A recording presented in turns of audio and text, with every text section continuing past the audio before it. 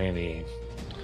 So, our brave Blue Rose crew has landed upon the planet of Brumestia.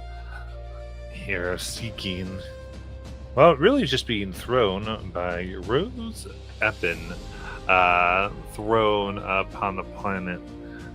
In a way, possibly trying to help our brave heroes understand things about themselves after a mitigated failure within their previous world. Now, upon going through a world of worlds connected on Bloomstea, they have found a strange people, as the people themselves seem to be the planet, and the planet the people in a strange symbiotic relationship, and find themselves attempting to fully get what has happened. The information they have is that the strange storms called the Overwhelm has been plaguing the planet and consuming people. In addition, in this planet of emotion, rogue emotions have gone awry. Emotional beasts like the Nostalgia Sore and others have grown more powerful, and the people more distant, even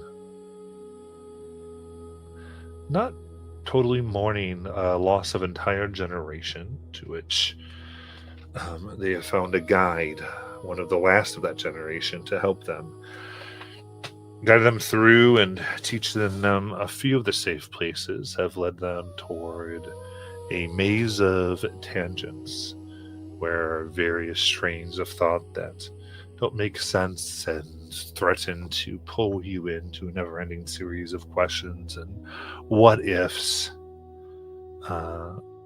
plague the party. In the center, they are told, hunting them as they make their way through, is the Tiaminator,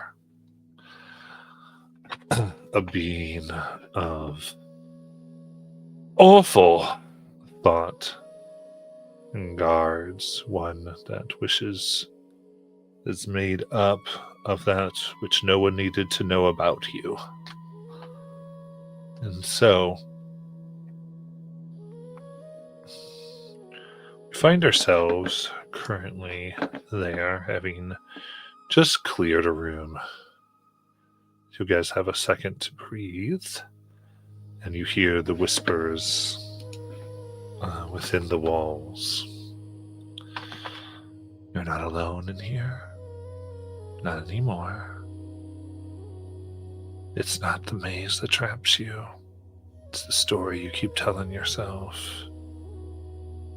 And finally, you made it this far last time, too. What would you all like to do?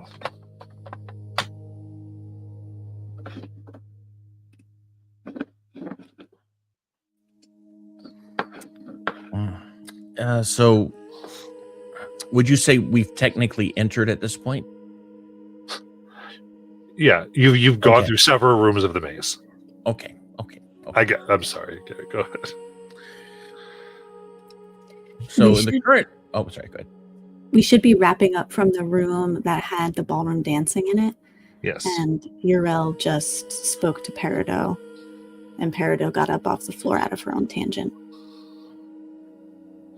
Yeah, Kelly told Uriel to talk to. They kind of said, hey, go say something to her. And they ended holding hands. So Kelly was a little bit of the hero there. It's been a long time since I've been to a dance.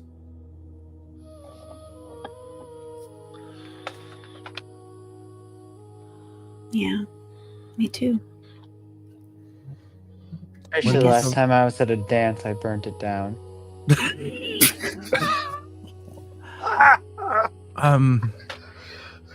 Okay. Buffy, Nayland, over here. Let's start with you. When was the last time you went to a dance, Nayland? I really think the last time I even took a minute to dance was when we went to rescue Lies. Oh. Oh, that place. Yeah, I forgot about that place.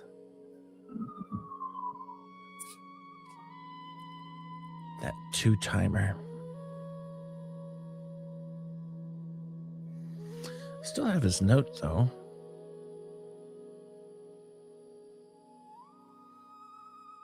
But I bet, like, a dance I wanted to go to.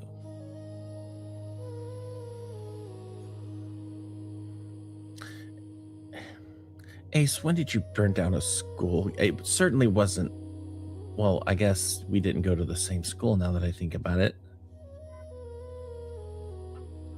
No, I didn't go to school past, I think, preschool. I only didn't even finish a year, I don't think. I broke a kid's arm and got kicked out. And did you burn down the building when you were in preschool or after that? No, later I got hired for a job. A job Yeah. to burn down a high school gym?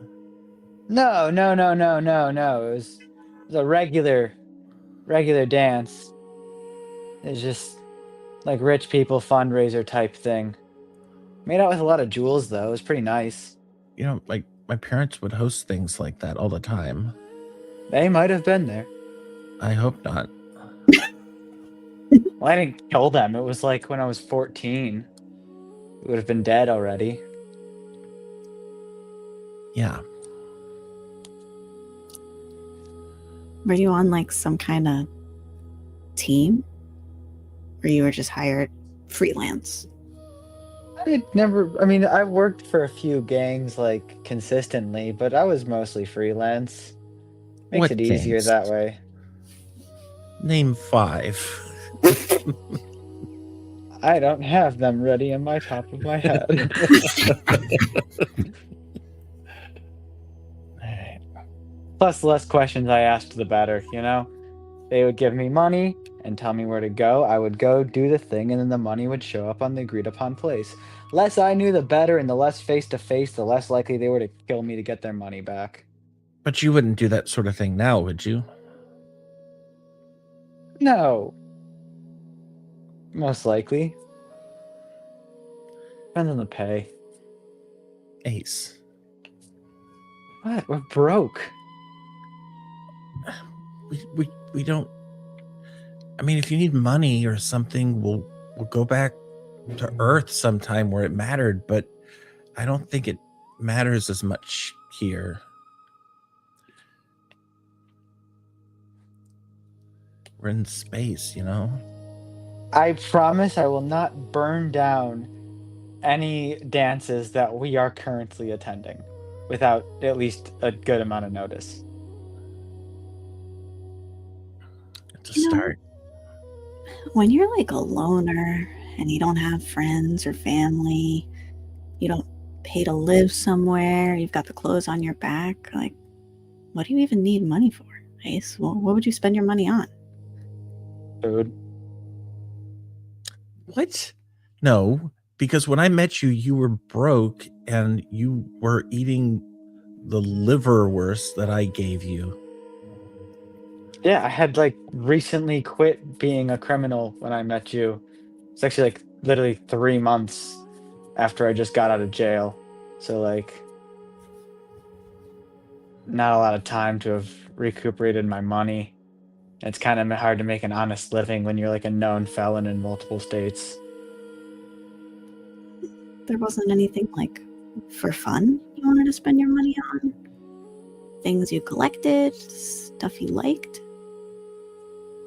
I don't really have a place to keep anything I collected. I never really owned a place or apartment. Just kind of like broke into places that I knew people wouldn't be there and slept in there.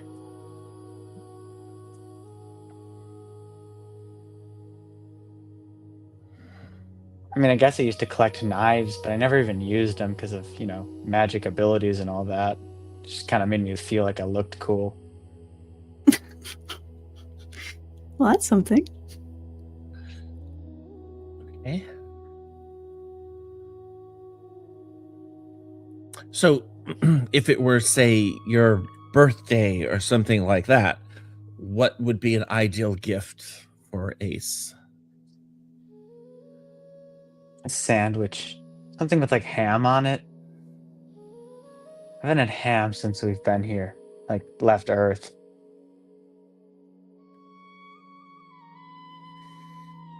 Also, anything without mold. It's like hard to find thrown away food that doesn't have mold on it. I just look at Nathan.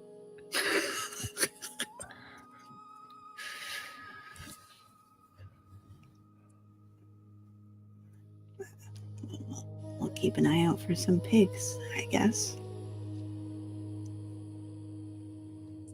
Yeah. If So- you really want pork, there's the Minotaur. The Minotaur? The Minotaur, yeah.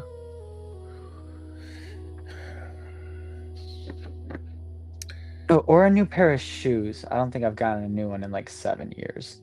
Well, that's a start. That's the first thing that's material that we could actually get you at some point. And cool knives. I mean, I Mhm. also really like cool knives. So shoes and cool knives.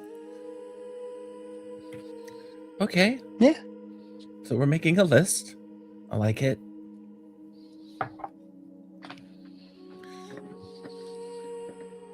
So, Nayland, when that voice said this is as far as you made it last time, was he talking to you? I definitely think that was just menacing intimidation. I have never been here before. All right. I don't want to be that guy, but don't you have like a gap in your memories?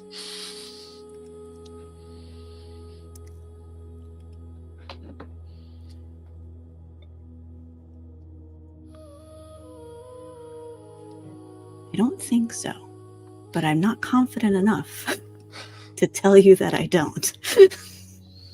Never mind. Above table, I thought you told Ace that once. What's the temperature like in this? I'm pretty sure meal? Nayland did, so I don't know. She forgot. Interesting. It's too real of a character trait. Robin also doesn't capture her memory. What were you asking, Jackie? What is the temperature like in this maze? Here, it's like comfortable, but with just a little bit enough to make you sweaty. Okay. All right. Well, I'm going to take out my laser gun and make sure it's charged. I guess we need to carry on. Yeah. Yeah. I don't see a better solution. All right. Let's go. I'm going to lead the way. All right. Currently, we are on countdown 4 for navigate the maze, and then 3 on T-Minotaur attack.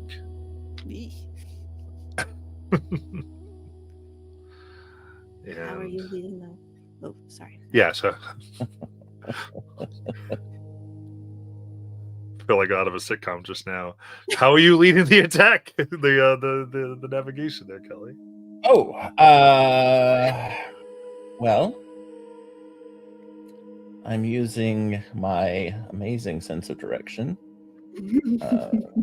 using the wall patterns to try to figure out what would make the most logical sense in terms of interior decorating, as far as where might the path toward a central focus point be.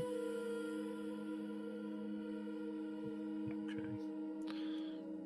We're trying to see where the various paths might connect. Indeed. Go ahead and give me an instinct.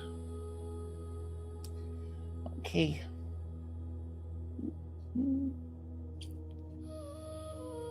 Oh God.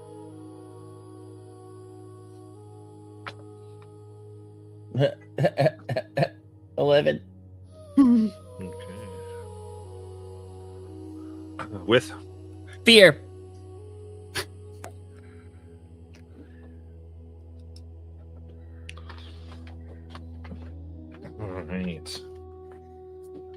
case. As we enter into what I believe is a tangent to pure nightmare from Kelly's perspective.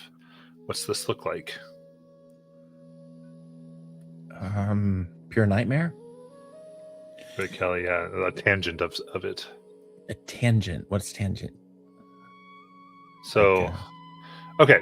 So when we entered the maze, we had come up with the principles of that there were going to be like possibly like fan fiction things from the previous adventures, ways that like things might be going, that y'all would be producing them, and that they would go into like as if like a fan would go, I bet this is like my crazy theory, like that type of tangent that they would get into and start to make details of. Okay. And admittedly, Molly was doing a lot of heavy lifting that session for the crew. Give it All idea. right. So if it's a nightmare involving Kelly, then she walks in and we are immediately in Kelly's mother's hospital room.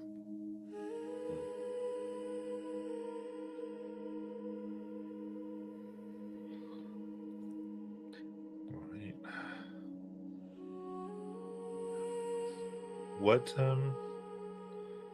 What types of flowers or trinkets might we see that people have brought her?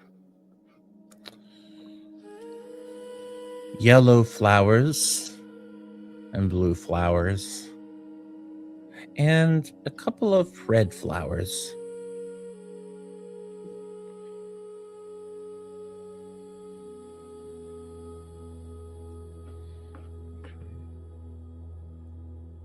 So, describe more what we see, what's going on. Her mother appears to be lucid, like this false sense of hope for a minute. Like you can kind of see that she's almost smiling when we all come in, but that's likely to change pretty quickly. The other thing we see is a very large trash bin in the other corner, and the lights flicker. There is the beeping sound of the hospital, and just some of the flowers are wilting away. And there's pictures, and in all the pictures that have been like put around, every time that Kelly's in the picture, there's like a crack in the glass across her, almost purposefully.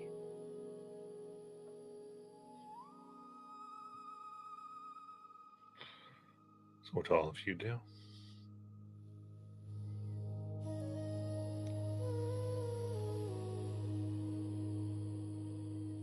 You know, surprisingly, Kelly, I don't think I've ever met your mom.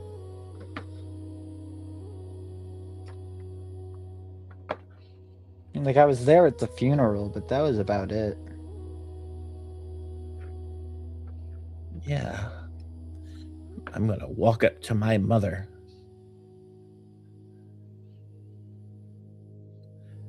Are you okay? Are you can I get you something? She looks.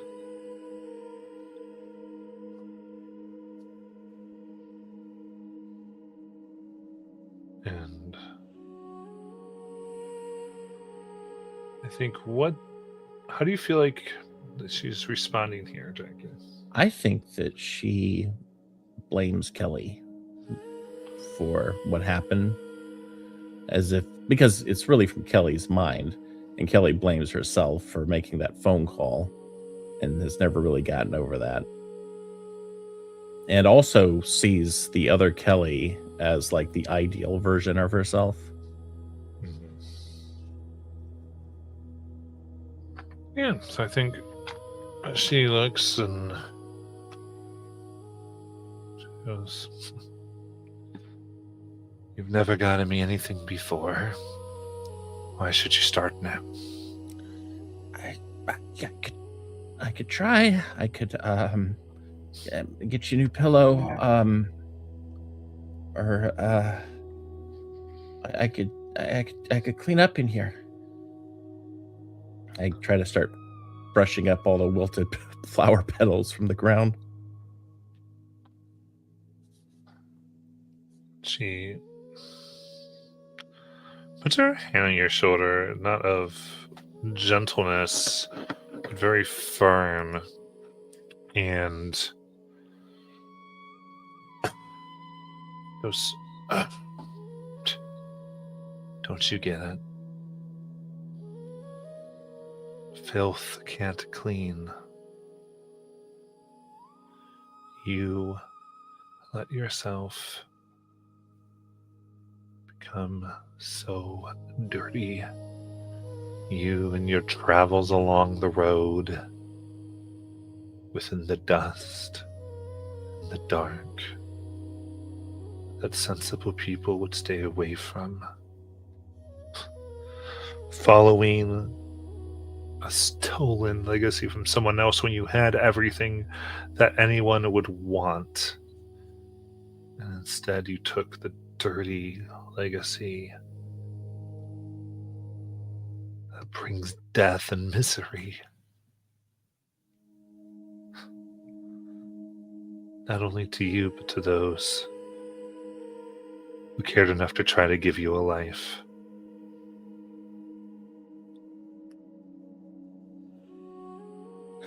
I know, You Mom, brought all of this. but Mom, I think there's a way to fix it. I've heard of this place we can go to find you and to bring you back and make it right. I tried to do it in the 20s, but it wasn't allowed there. I think there's going to come another time, and Dirty garments can't make anything clean, Kelly.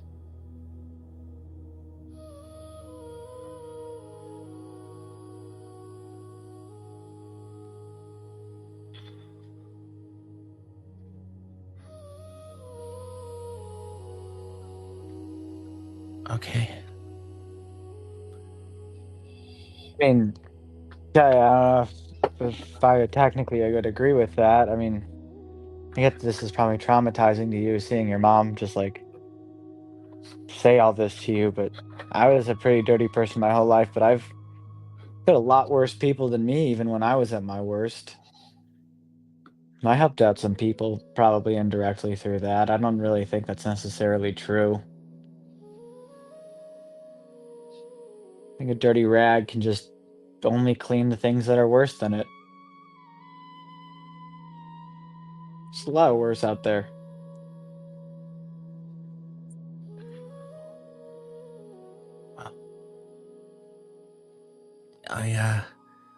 I can at least give you some peace. And Kelly starts looking for the exit, and she's clearly got tears all over her face and just looking for an exit, trying to get out of here.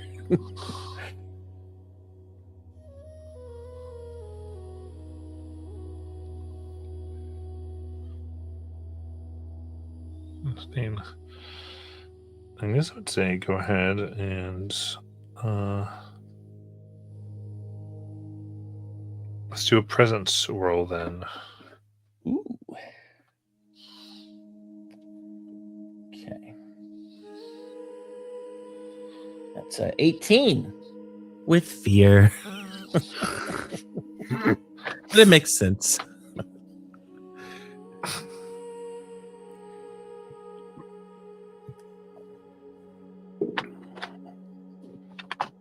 As things begin to, as you try to go towards the door, the floor just elongates, and the idea is that you can't help.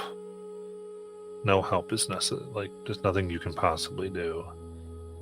The hopelessness of the situation cause your legs to begin to freeze. We'll have you mark 2 stress. Ooh.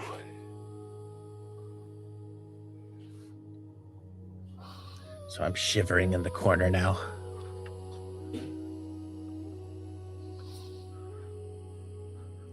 Naylan, I think, tears her eyes away from the pictures that were in here with the cracked glass. I think for a second in the back of her mind, she had thought she didn't like the look on Kelly's mom's face when we first came in, when she was smiling.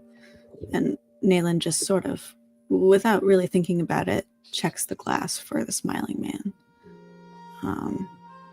She tears her eyes away, tuning back into the moment. Kelly, come on. Look where she is. She's in a hospital. She's not well. She doesn't know what she's saying. And Naylan will try to help Kelly forward.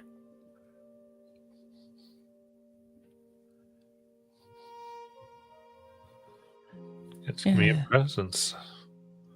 Oh! Do it. I'm going to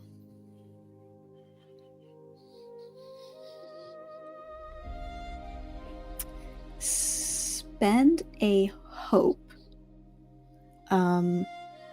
to use one of my experiences, which is emotional electromagnetic spectrum sensitivity, which I have Jeez. stolen from the Green Lantern series. As Naylan comes over, she sees these colors kind of wafting off of Kelly and just tries to reach out to her with her empathy. I got a 16 with hope on my presence. Yep. Thank you. Grab Kelly here. And the movements of this room, looking at the light, though it almost is being morphed and changed, and you start to see what it's hiding. You see these thick chains around Kelly's neck, and her wrists, her thigh and ankles.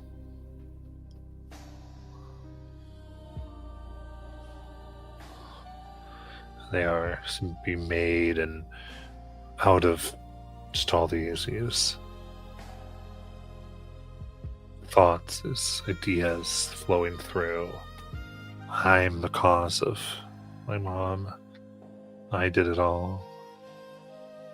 If only I hadn't decided to hurt her. If only she hadn't died. If only I hadn't taken her clip. It's all because of what I did to that girl. All this has been punishment. And I deserve it. Seem to move in and about her. What would you like to do?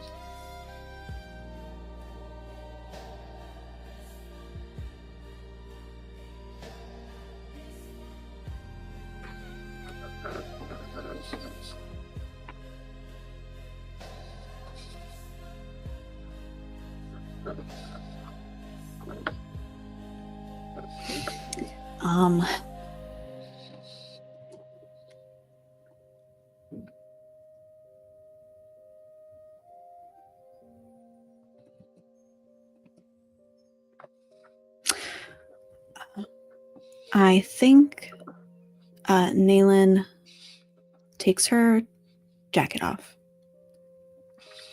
puts it around Kelly's shoulders.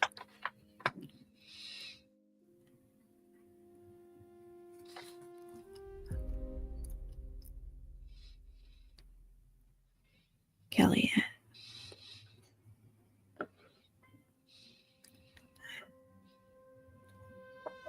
I know you feel powerless. The only thing keeping you in this room is you.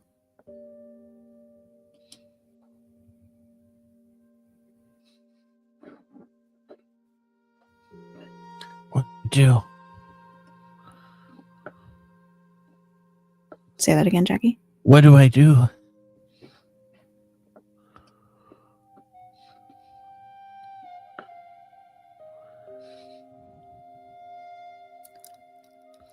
Just let it go.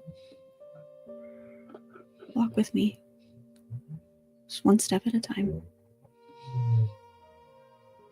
These things you're feeling, your mom can't feel them.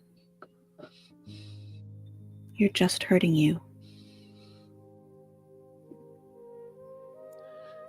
Kelly will try to step with Naylan.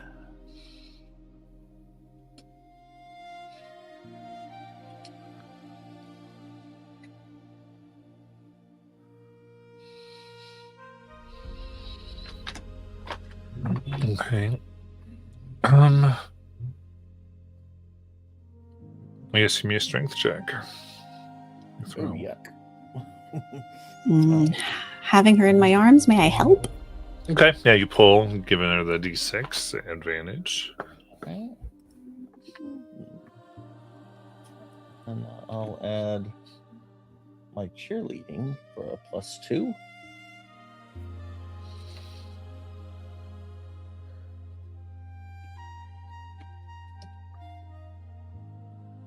Oh, God.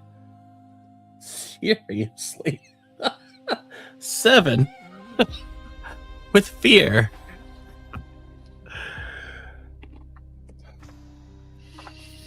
I will say strength is my worst ability. So. Pulling down now. So it's as if again getting up and we see Kelly's tearing against the chains. Just go on, Naylan. And they push and they pull, and Naylan, you can see them digging into her. Kelly, that's 3 stress. I need you to mark. Just go. You gotta find out why you're here.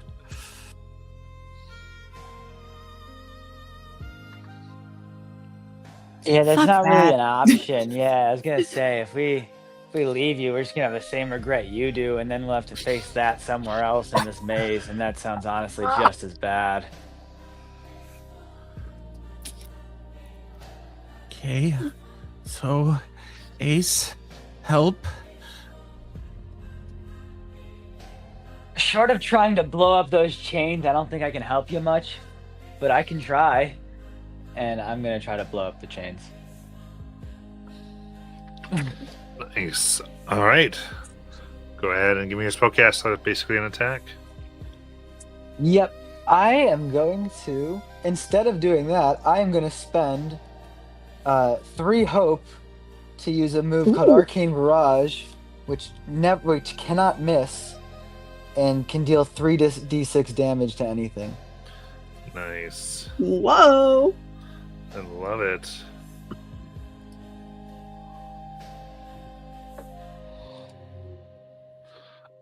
So roll it.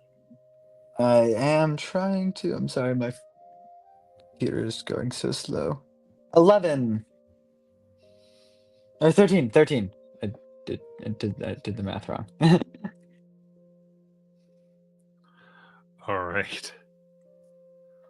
So they fire into this, and the chains shatter.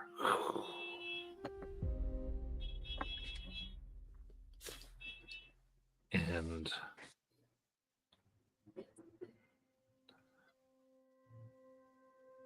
you look,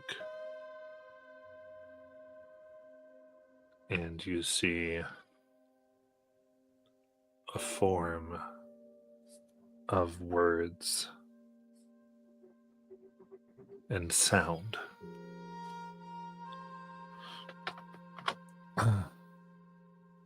Things assault your senses as you stare so interested in all the different versions. Like, is there an 84 and 86? What would like whatever happened to Nin? Why didn't you keep her with you? Why wasn't this going on? Who did you steal from? Is your thievery what caused the girl to hurt herself and therefore got the clip into Kelly's hand so that they then joined the rules of the road, and then that's really where you were trying to recover from that incident when they met you, and as this thing that looks much like a bull with horns charges at you Oh, for a 23 to hit all of you. Oh yeah. Yeah, that's hitting me. yes, yes. Okay, then you are knocked back by the force, hitting into the walls, glass breaking on some of the windows, going into your sides for a total of 37 physical damage to each of you. Oh jeez. Ooh. I'm gonna try to parry as much as I can. 37. That's good. Good. So armor slot takes that to. Oh, what does? Wait, hold on. Let me think. So armor slot takes it down by 1, Mhm. and then I still have to deal with the major damage. Okay. All right. So 1 and 2. He's gonna put his dagger and try to parry it. So any 5s you roll don't count towards my total. If you rolled any 5s. Okay. Give me 1 second. Let me go back to that dice roll. Cool. Then that is so -5 from the total here. So 32. Ah, cool. Then I'll use an number to make it minor. That like just brought me a blow severe.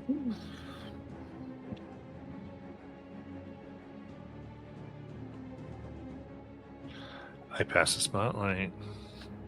No, but first what it looks like is he uses like his scythe to like kind of get it between the horns, so it can't like fully get into his chest. Nice. Remember, anyone using armor, like what? Yeah. So what yours looks like. What does Kelly's on? Like, does Kelly mitigate the damage? She tries to take a shoulder and it slices at her letterman, which only negates a slight bit of damage. She still takes a lot with that hit, and her arm's probably bleeding as a result.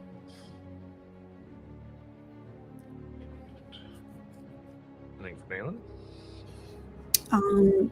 Yeah, sort of similar. I think Nayland kind of focusing on these colors, the kind of ebb of that gray that was sort of surrounding Kelly. Then Ace came along and there was a spark of blue, and then suddenly what the fuck color is I forgot my own key. Gosh darn. And then there's a flash of yellow as this Tia Minotaur comes whispering all of its things, and as it charges her, Nayland tries to dodge out of the way. It still nicks her, but this burst from her can folks who couldn't see those colors before can see this color that's coming off of Nayland, and this blue sort of kind of like a lava lamp, molten kind of undulating field around her quickly turns red and changes shape. And she is surrounded by this aura of a wolf as she takes on 1 stress and enters her wolf form. Nice. And she will attack it. Let's go. Okie dokie.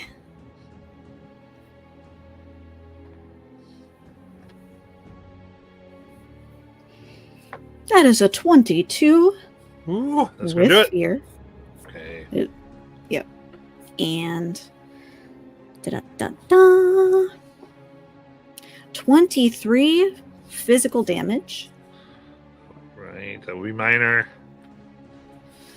Okay. Oh, and I think that's all I'm gonna do. You got it. Then, uh,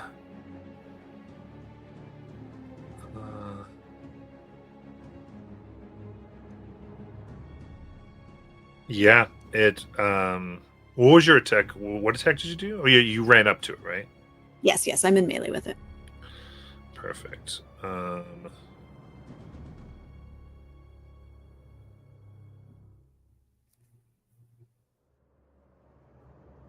Very good. Then.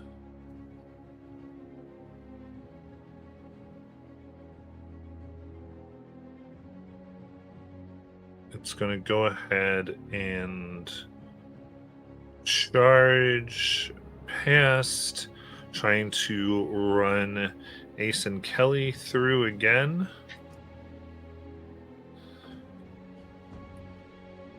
For a crit. Yep. Yeah, I don't think I could stop that if I wanted to. All right. That is...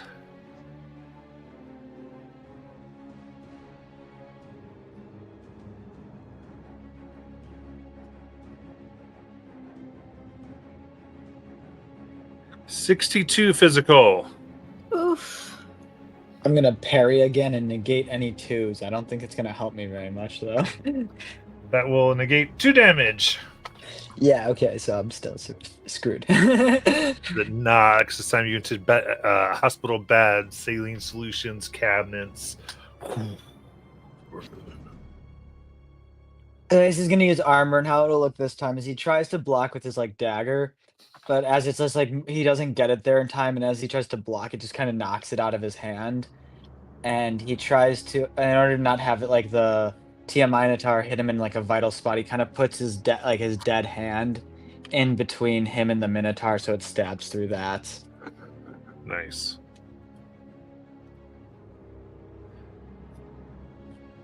And what's Kelly doing with the damage? She takes another hit, same as the first. Okay. All right, remember, we want to try to uniquely describe each one, but go ahead. Who wants to take the spotlight? Kelly draws out her laser gun and sets it to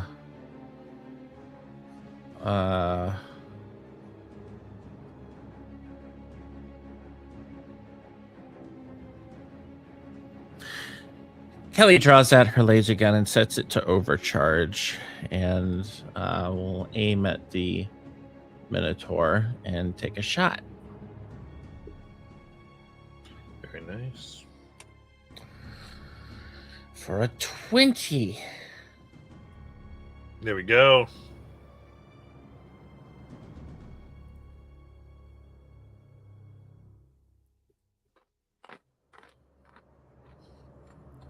And it takes 29 fire damage. Very nice. That will be major. As it hits. Shakes its head. Was that with hope? Yep. All right. Then y'all show the spotlight. Ace is gonna yell, "Don't move," and try to shadow bind it. Ooh, very nice.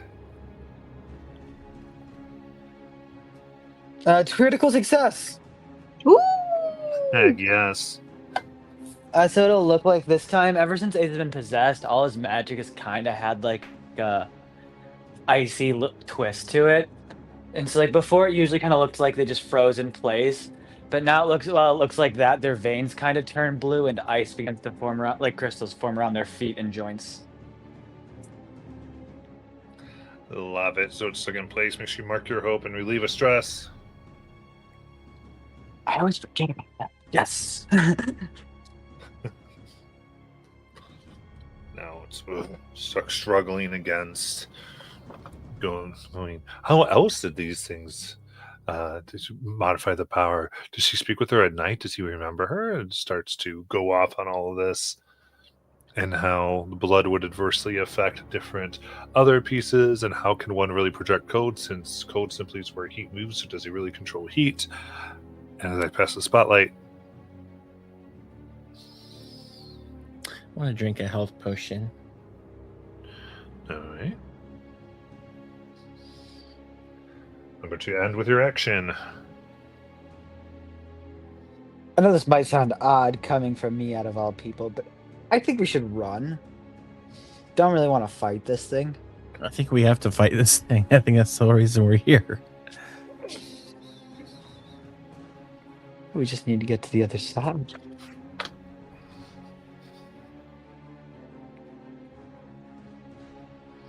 If we start running recklessly, who knows where we'll end up?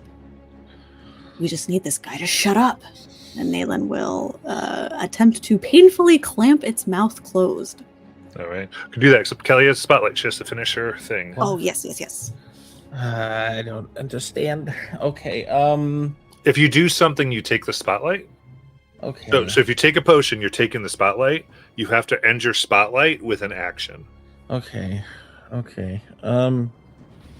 Sorry. You're fine. I guess I will. Well, I could. I will.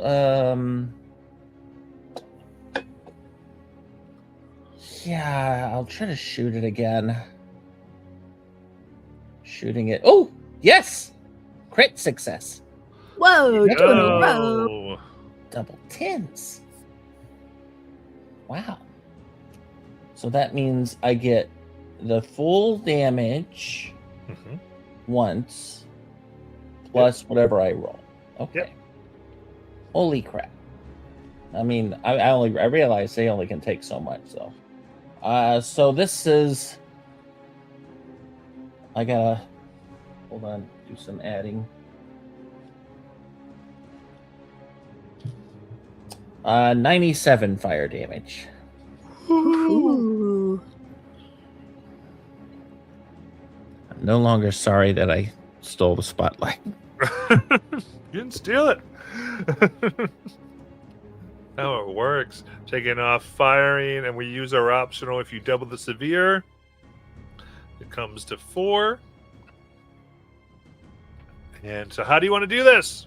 Oh, I think Kelly is still quite upset about the last room, so she's still got tears in her face, and she's like wiping them away as she like angrily glares at this thing and says, "Ace needs a ham sandwich and your pork."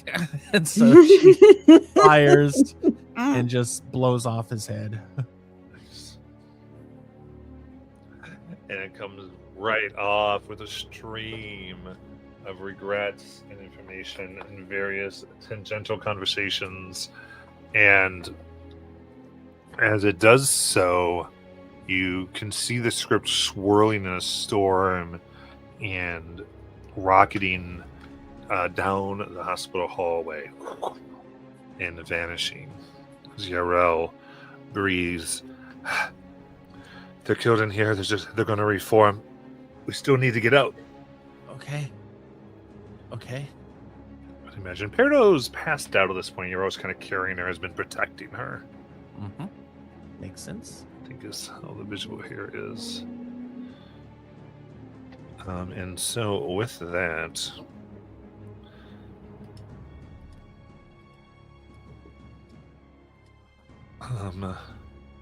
we have the TMI Monitor attacks again counter. And still navigate the maze as it seems that you've pushed it off for now. Are we supposed to get anything off of the Minotaur before we leave it? I mean, if you want to make a sandwich out of it, we should probably drag it with us. Seems kind of heavy though. I don't really think strength is any of our strong suit, other than you, as Ace points to Nayland.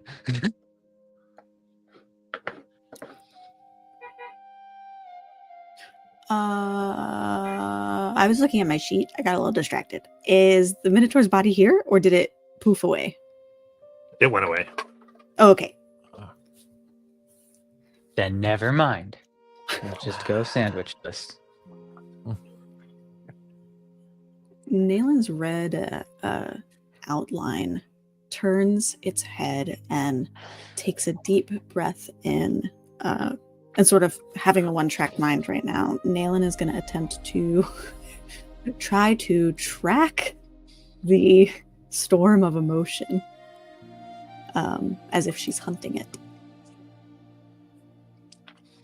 The overwhelm. Okay, so I see. You're trying to intune yourself with the storm of emotion. Okay. I like it. So give me instinct. You got it. I will spend a hope. I will apply my to help this make sense. I'm gonna use my experience, emotional electromagnetic spectrum sensitivity. And doop-a-doop-a-doo. That's what I'm rolling. Okay. 17 with hope. But that actually means I gain a stress.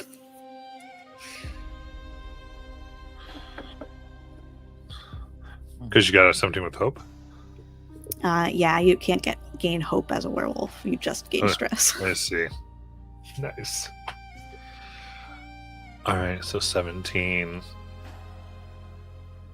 Putting your senses out. You are able to begin to see the strains of black and red that lead you from the room.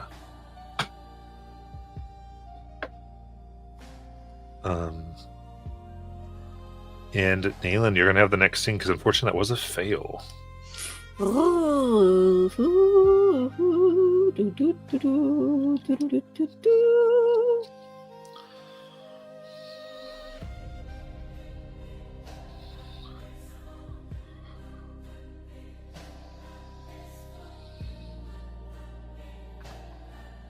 Okay, I have nothing for me. I have something for Ace. Can I give Ace? Yeah. Okay. Yeah. Nayland walking ahead leads us to this room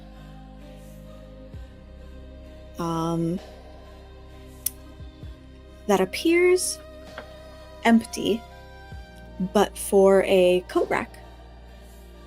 And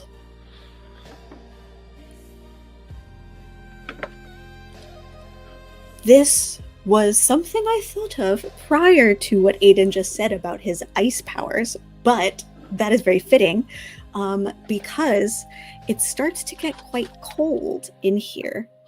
And on this coat rack, there is a coat. It's a gray coat. And it's adorned with a bunch of really cool looking knives.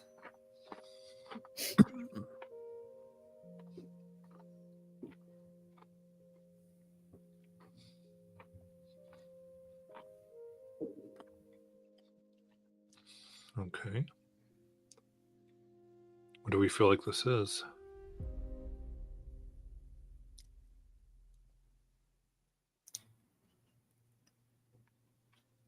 I suppose it's up to Ace whether he walks in, but Ace has the sensation that he's being beckoned towards the coat.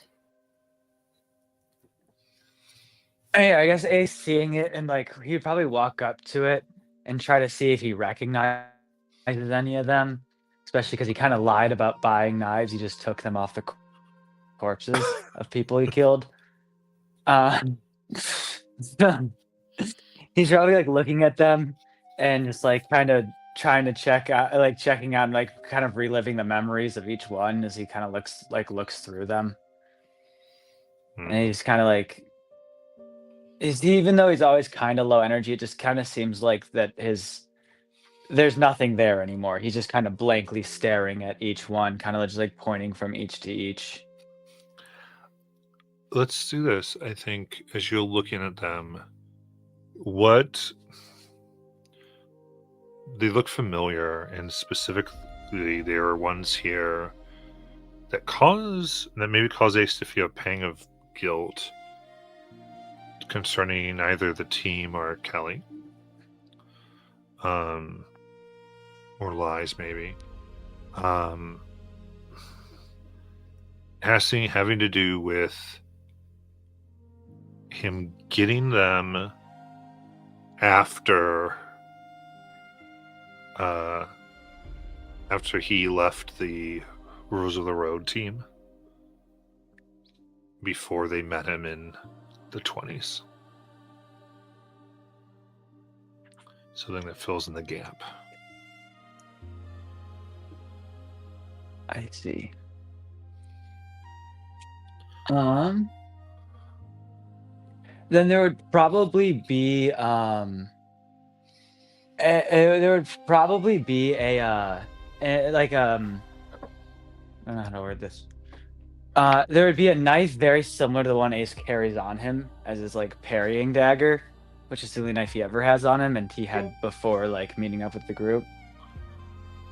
But something about it kind of looks slightly misshapen, as if it was meant to look exactly like his, but made by someone who never really knew him.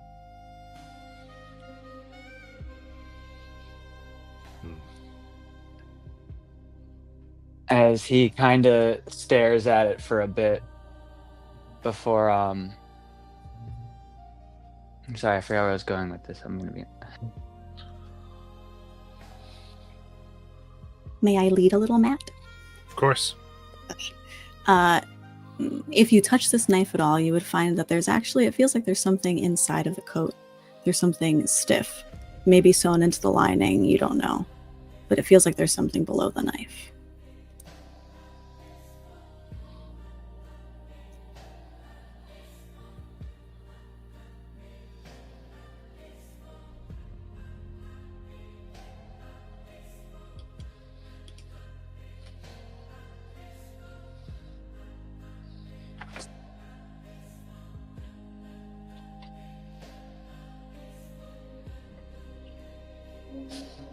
So what do you do?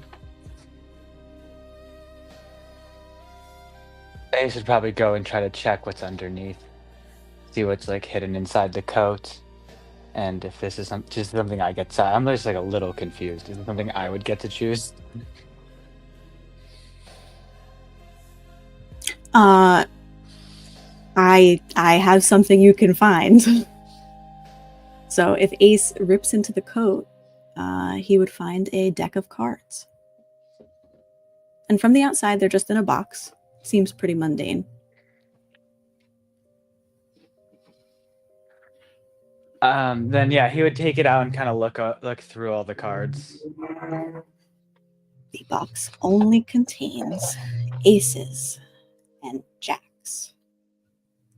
And you realize this coat you're holding is a gray blazer. Very familiar to you, like Jack's from the 1920s. He Ace immediately just like throws the cards across the room.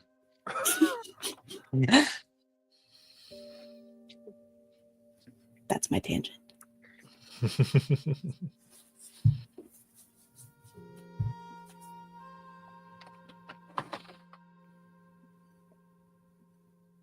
As he just like begins muttering to himself, just like, we're not the same person, we're not. And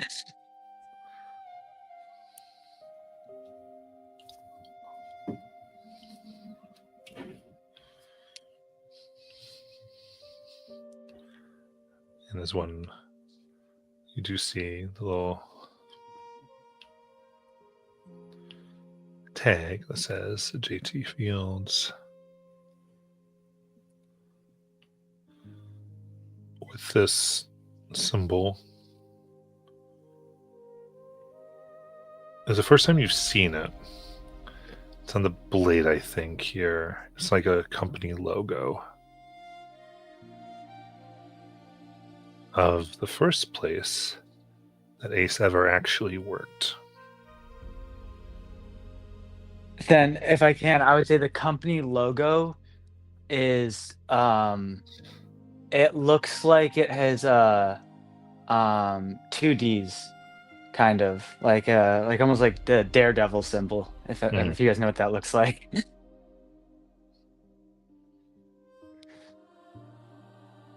And it wouldn't be Ace's place that he first worked. It would be the company Ace's parents owned that he has technically been a part of when he was little.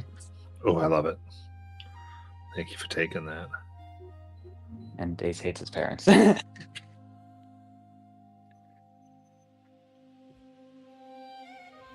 As if Ace sees that, he would immediately just begin like nonsensically screaming curse words.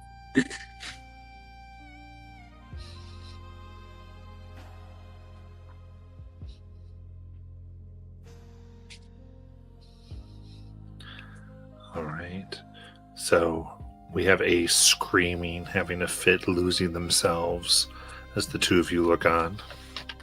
And you guys have like seen Ace angry before, but this isn't like he like seems completely out of it.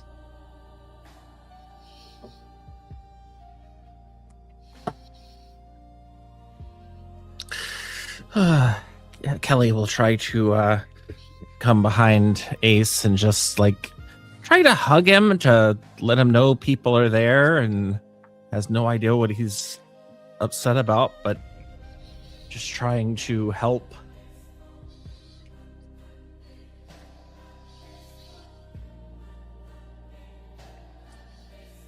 How does she try to help? Just comes behind him and kind of does that sibling like hug from the back, and like just kind of starts telling him you're stronger than whatever this is, and just kind of continues to like speak very softly and slowly, but in a way that I think both of them can hear, as she is gonna I think this would be like a rally, because she's kind of trying to instill some confidence into him so that he can feel like whatever it is, he can take it on. Since he helped her earlier, she's trying to repay that favor in the way that she does, and would pass along a D8 to the two of them. All right. And also go ahead and please make a presence roll. All right. In that case, I will use my social butterfly feature. Very cool.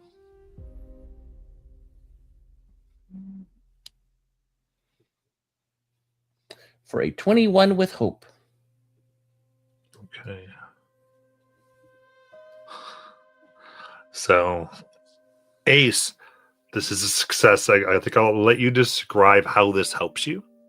Yeah, so as Kelly's kind of comforting Ace and being like, people are here for you, um, he probably slowly goes down from like screaming to more like constant tears flowing down his face as he just begins muttering like, why didn't they care? Why didn't they give any effort? And he's just like kind of just like sitting there for a little bit, tearing up before he kind of manages to pull himself together and look at Kelly and Nayland and be like, not a word of this ever, as he still has like tears streaming down his face. Kelly does that motion where you like zip your mouth closed. And actually, Kelly is also going to take this opportunity to try and lower her own stress that I just realized was ridiculously high. And since she just helped a friend, that's a good enough reason to feel a little bit more confident. Okay. I got most of them out.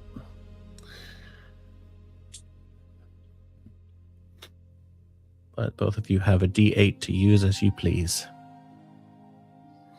Perfect.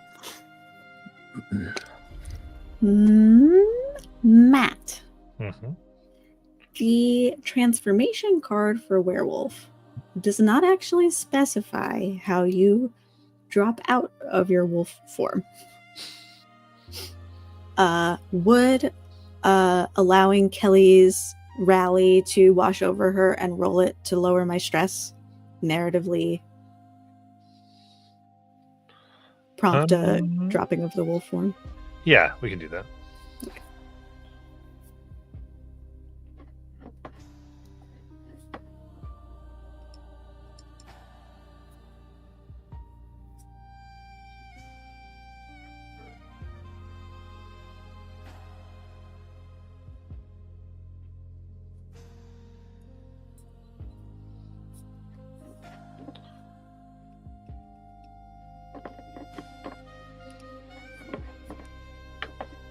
Very cool.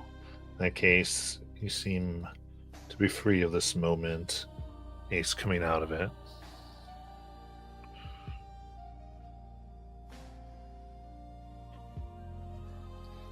What would you like to do? Okay, I'll agree. I might have chosen the wrong direction. However, we are getting out of here now, and Ace is going to try to lead the next one. And he is going to. I'm sorry, go on. I think as he's leaving, Kelly's going to look at Nayland, who's probably elf again, and just ask, should we just leave the blazer here, you think?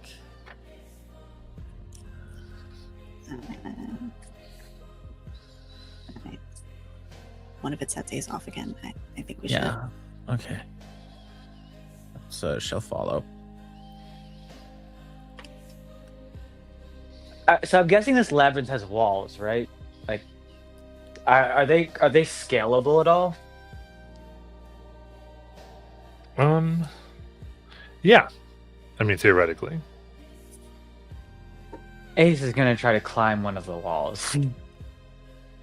And he is frustrated and he wants to see the way out. Like it. Okay.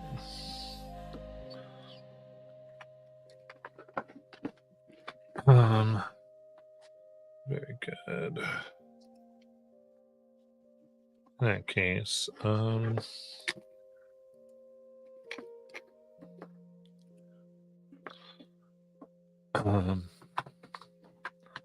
yeah, go ahead and give me a strength. All right, and I'm gonna use my experience as a thief, spending a hope. 17 with hope. Okay. Oh. Yeah. That will be a fail. We should have done a cheerleading pyramid, Ace. You could have been a flyer.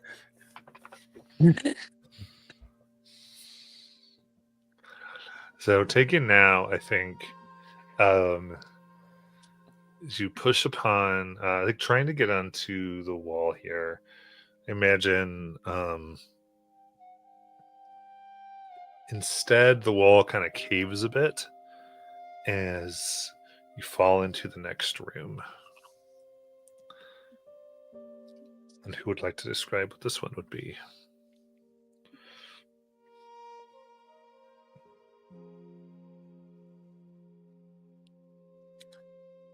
I'll go if nobody else does, but I already took one, so. Go ahead. I'm still brainstorming, I'll be honest. All right. This one, I think this one is going to take us back to the if you remember when we first went into I want to call him Jeff, but Jeff's house, when we encountered like his kid and everything that screwed us up. Jeb. Jeb.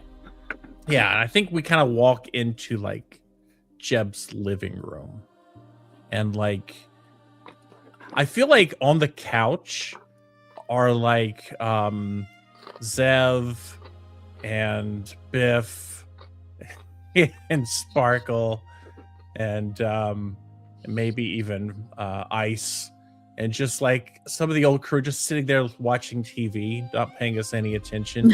And then there's the on the stairway is probably like Jeb's kid, who's like just sitting there and like constantly playing tricks on them, like sitting spells at them and making them act different ways and such. And just kind of a weird, chaotic room that we have kind of walked into, but feels kind of eerie too, in the sense of what that room kind of represented as a turning point.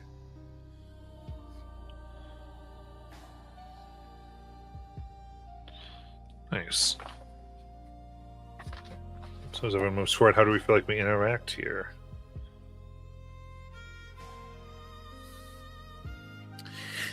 I feel like that little trickster probably wants to convince us to change our personalities, and like probably doesn't actually have the magic to do it in this world, but it's like constantly just like wanting to make us different because doesn't think we're cohesive, and might point out those things to us to try and start some, ripples and divisions and whatnot. It's kind of where my brain was.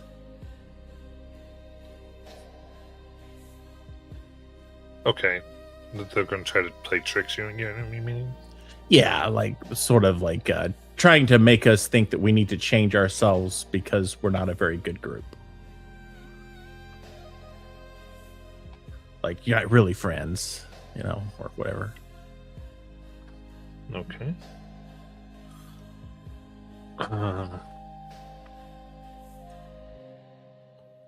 So, like, then as you come in, you see those various books, different self-helps and whatnot, and there's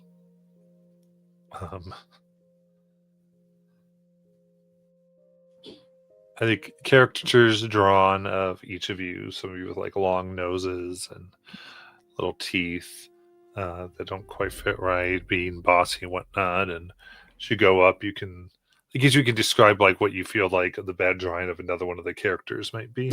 Okay. And then that one can kind of see how they react to your character looking at it.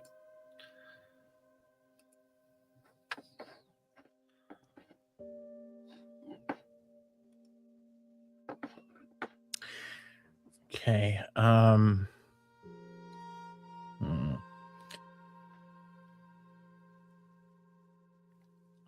I'm going to look at the one featuring Ace.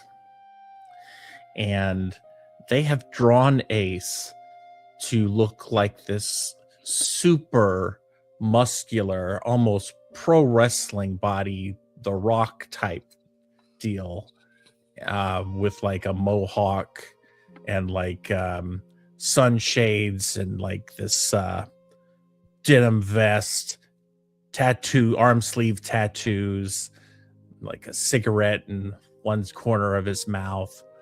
And he's like carrying with him, he's still got like, he's got like daggers and stuff, and they're like all over him. So he's got like these like holsters for daggers all around his thighs and legs, and some notes on him are just kind of written out as like the muscle of the team, and he needs to truly embody what it means to be the true gang life 80s teenager. And like he's got like that Mr. T hair and everything. And I don't know, Kelly kind of likes what she sees.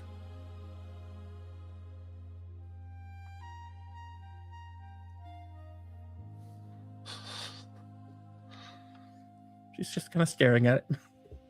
The real Ace is over here, like at 6'1", like 100 pounds, essentially. Grimiest person ever.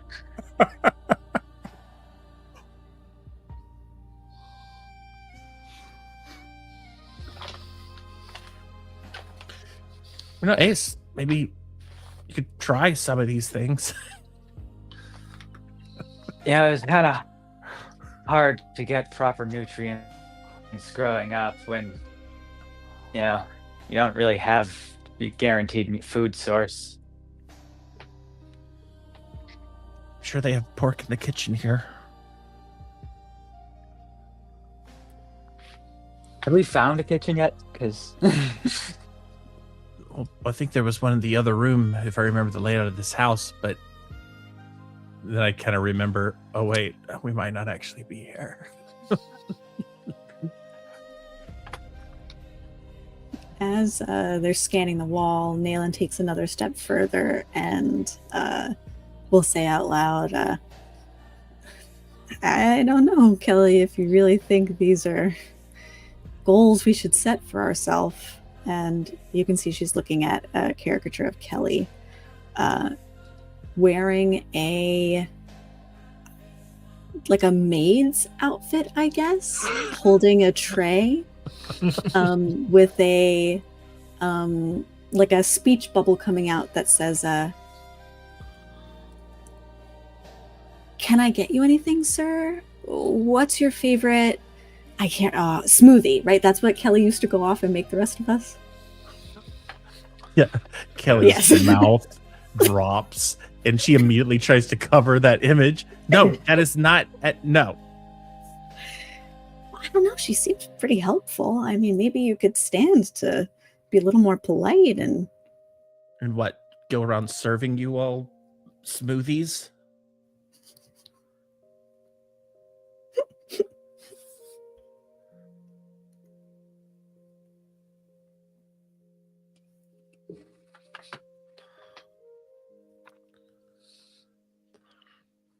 I guess Ace picks one up of Nayland, sounds like.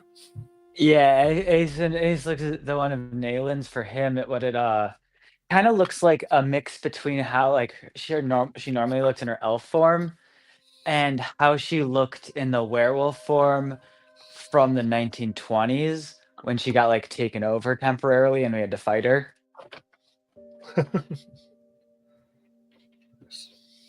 As there's just like probably like blood on her claws, or like one hand's a claw, one hand's like a normal hand, and one hand has a dagger, and then the other hand, like the claw hand, is covered in blood. As it's kind of like just showing like the two sides of her that he sees, of more of like a one looks so refined and like way more refined than Nayland normally looks, like properly dressed and like kind of like a suit or dress or whatever attire now. Nayland would determine is like the proper. You look. I mean, you're basically just like a ranger, so like you're not going to be wearing suits all the time. And then the other side just like completely like transformed into like essentially like a monster wolf.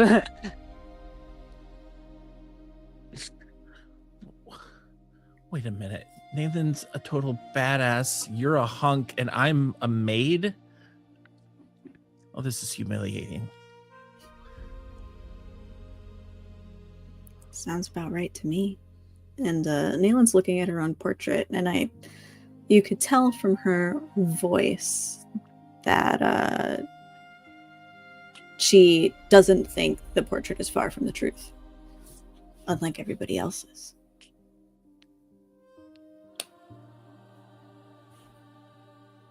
Kelly's trying to tear up the picture of herself. Just keeps reforming back after you like scratch it apart.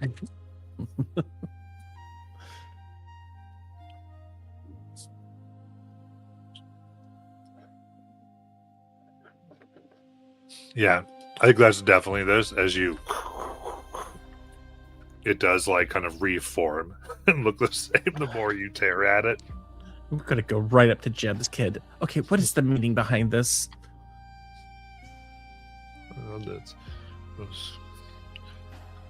Well, like all things, whatever meaning you assign it. Looks like you've assigned it a lot.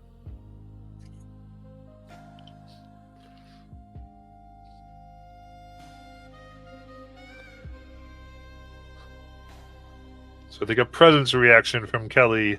Mm-hmm. All right. Ooh,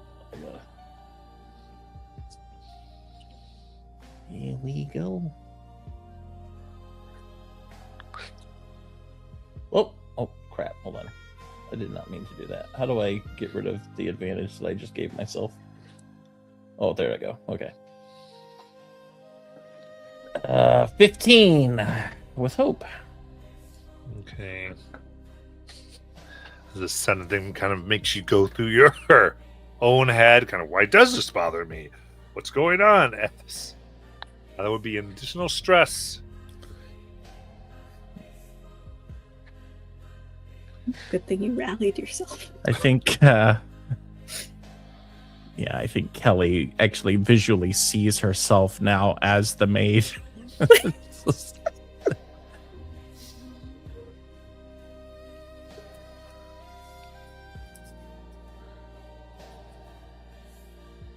Ace is like trying to flex in front of his picture, but he like does not have muscles, so like nothing's changing. Yeah,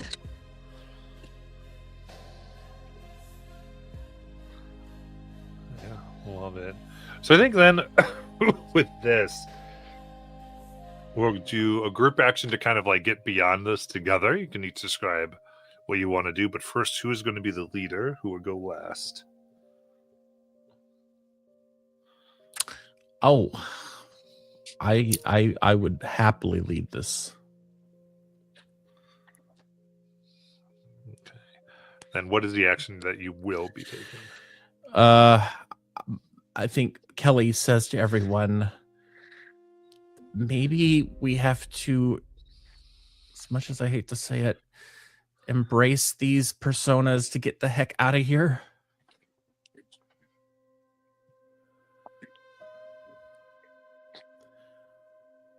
At this point, I'll try anything if it gets us out of this maze. All right.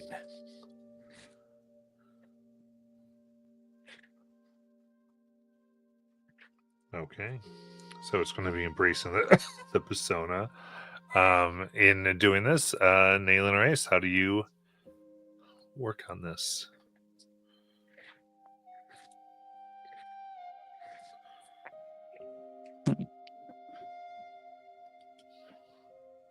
He's gonna playing with some of like the settings on the on like the suit he has, as like parts of them begin to like inflate almost to like mimic the muscles that is in the image he sees. And he tries to kind of use the suit on him to mimic the painting more than his own physical body. Nice. And he tries to like copy the pose and like the look, even though his face is covered by a mask.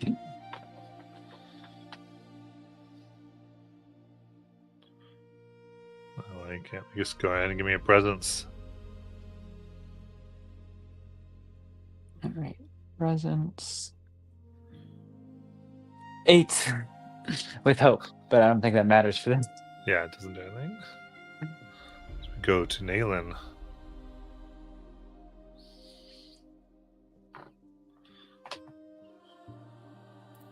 So sorry, I'm back.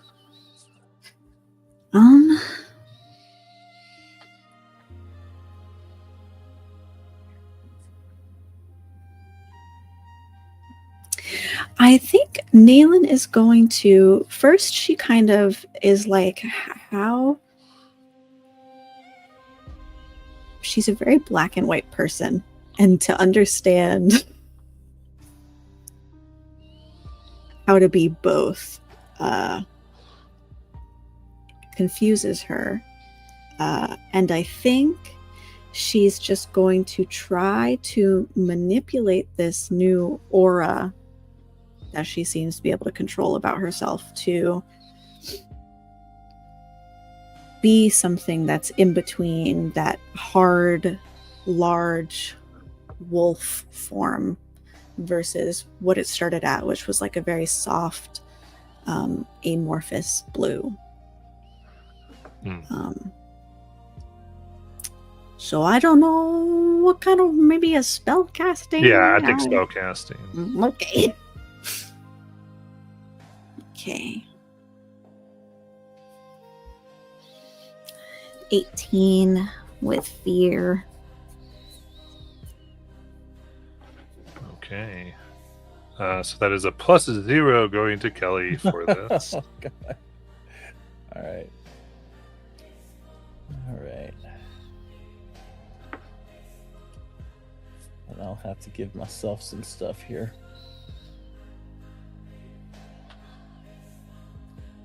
Okay, I'll give myself a additional help action. By spending a hope, and can I spend more than one hope to do a like an experience? Wait, you get what are you doing? You giving yourself? I was just trying to see if I could add anything to my roll, or if. Well, you can't help action yourself unless you. Oh, got... okay, gotcha. But I can add experience. Yes. Okay. Cool. All right. Okay, so Kelly remembers what Ace said about where about kitchen, and she remembers roughly where it is. So she's going to come up to the two of you and hate herself and say, "Good evening, madam and sir. I have just finished baking a wonderful dinner for you both, and I cannot wait to serve you. It brings me such pleasure. Please follow me." And twirls and tries to lead through the exit of the kitchen. Amazing. Gonna give me a presence check. 21 with hope. All right, so 21. As you lead through the kitchen very carefully, each of you embracing, trying your best to look at the different ones, and probably finding yourself having to let each know, like, "Hey, no, like this. Come on, just keep with it." As they both just don't have nearly enough feeling as you do, as much until you finally find yourselves pushing past this room.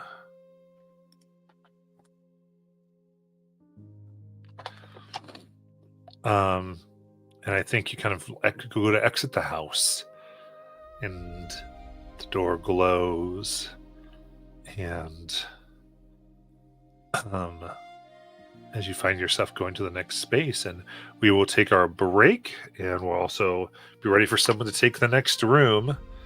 We've got 2 left on Navigate the Maze, 4 until the Minotaur attacks again.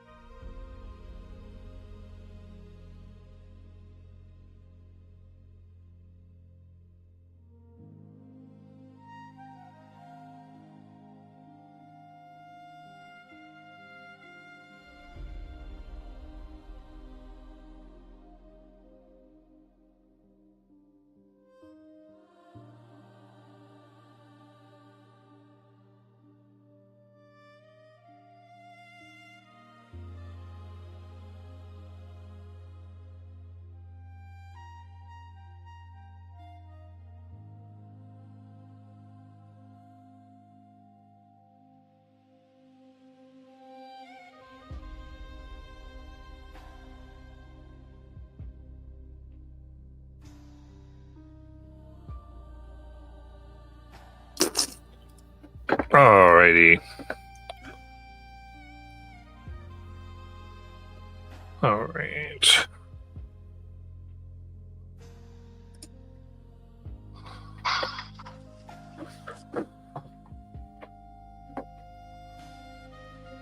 All right, so 10 gentle maze with wicked saxophone beats.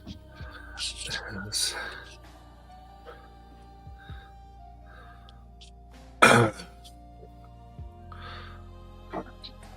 Coming out the door. Would like to take this next room. Okay, I think I have a good idea. So the next room, the entrance of it kind of looks like more of a museum, and it on the top where it would say the name, it says Hall of Blue Rose Heroes. Ooh. And as we enter inside, there's like a bunch of different paintings and scenes from different events throughout not only our history as the Blue Rose, but probably other people's. But the less we know about them, the more blurred they kind of are. So even if you try to focus on them, you can't really see what's going on. Okay. And there's also seems to be paintings that seem to be from the future of our own events, but with the same effect of being blurred and you can't really tell what's going on. And the keynote for this is that it would also have like Biff, Sparkle, even Ice, like I said before. And this is probably from Ace's mind, everyone except Ace is there in anything. I'd like to believe there's a portrait of Fabulo and Dr. Dre. We can't quite see them. I know, can't quite see them, but they're there.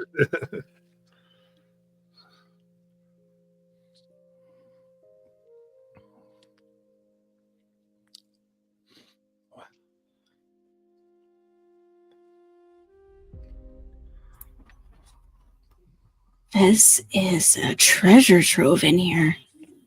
And I think Nalen's immediately looking for any information on Bingle's Bank.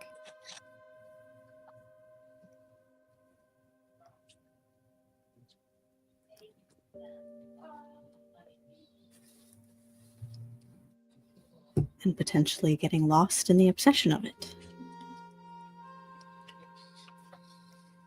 I think Kelly would be amazed until she comes across like a a statue in memoriam of one of the first caretakers, and it's like a statue of Carolus.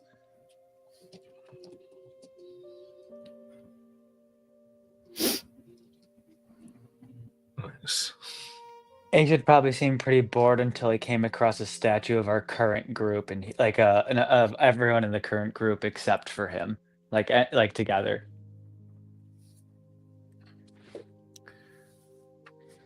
Where are you, Ace? Kind of shrugs. I don't know. I guess I'm not a good enough person to make the Hall of Heroes. That's ridiculous. I mean, you're a member of the Blue Rose. You're also the only one of us who earned a white robe. That's literally for good. You're the good guy among us. Malin's still trying to scan the walls. To be fair, the world we got those robes from, in my opinion, a very backward sense of justice. I'll check that portrait of us to see if someone has carved out Ace, particularly future Ace. Well, we can't see anything, right? That's my understanding. No, you can see you can kind of make out the details of it, but it's blurry. So you can't so you can kind of tell what it's supposed to be. Sorry, I said it backwards. You can kind of tell what it's supposed to be, but you can't see the exact details of it. Ah, Okay. wow.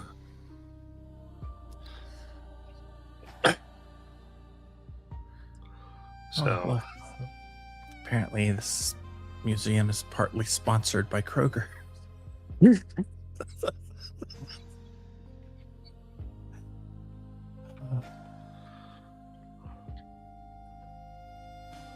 Oh, please tell me we get that reference.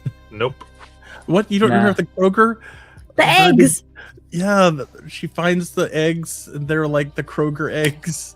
We pulled them Oh, out of the yeah. It multiverse. was like the first nat Yeah. 20, and Oh. We were making a cake.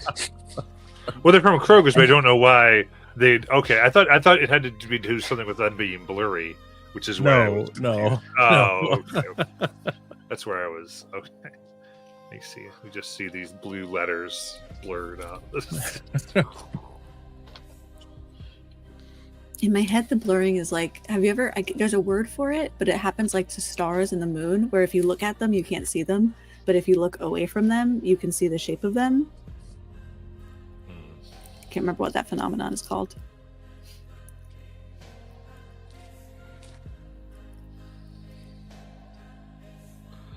All right. Yeah. So it's just kind of as you try to focus, and yeah, I think there's the portrait where you try to find all of you.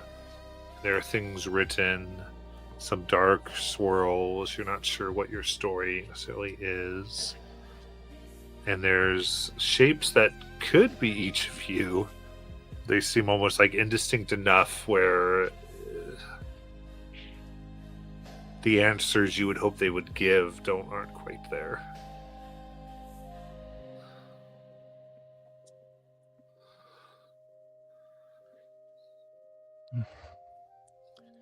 You see an elephant, you're not sure if it's the elephant you knew or the kobold that you were hoping to see again.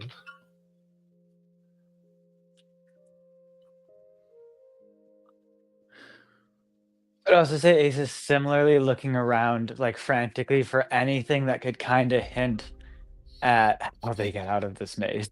He's just obsessively trying to find something, anything he can make sense of. Yeah.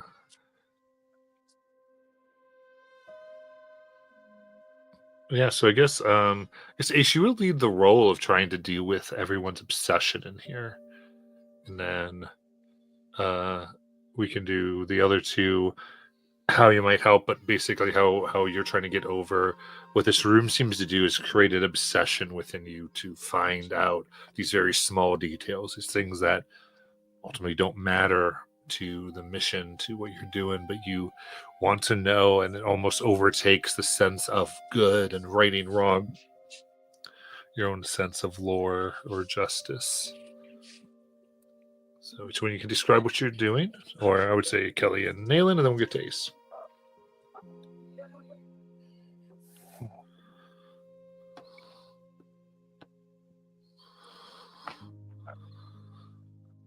Hmm. So, how to find the exit?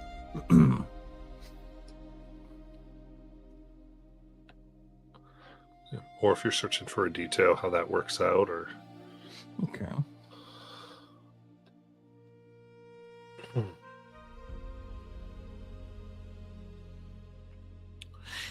Yeah, I think this might sound strange, but she, in the corner of her eyes, might have seen what she swears was one of her big feet friends, like passing by, just like walking through an aisle, and she like double like blinks her eyes, can't see anything there, and so she heads that direction and looks down there and sees the foot just like leaving that aisle in another direction, and she's just kind of like following this whatever it is, and as if it's kind of guiding her. So it's like there's maybe another way that she's actually steering this, but in her mind she sees it as her friend helping her find the exit. okay. Yes, go ahead and give me a instinct, please.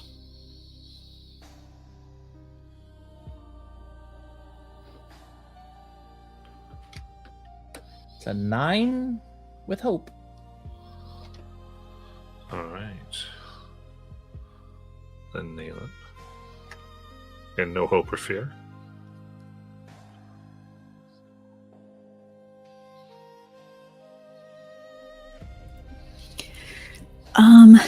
I think Naylan, intending to find any information on Bingles, sort of starts gravitating towards the things in the room that are red.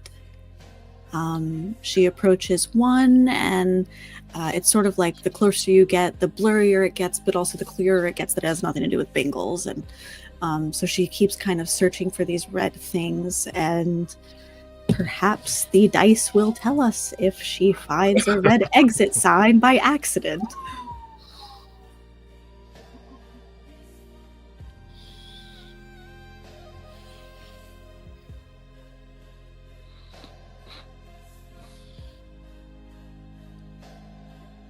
Oh, sorry, instinct. Okay. It felt like you knew what you were going for, and I was like, I got a 12.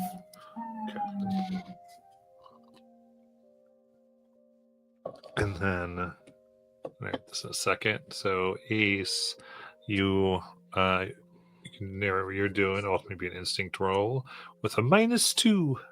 Oh god. All right. Good thing instinct's my best stat. 14, so still not great, but with hope. All right. So you were just like, gotta get out, gotta get out, gotta get out, gotta get out. And this singular focus with hope is noted. And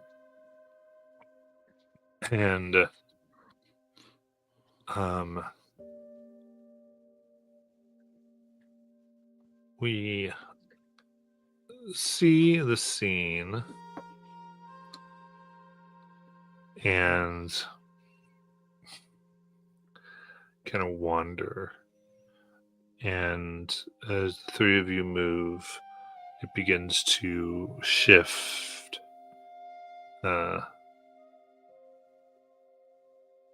The bookshelves almost seem, the statues seem to move, and you can't really sort of understand where you even came in here now. Surrounded by tons of lore here. And then you see before you white, icy scales. This enormous dragon. blue eyes piercing, looking at you. It sniffs Why is the one air, taking your scent in. And you see that it is armored, equipped very well,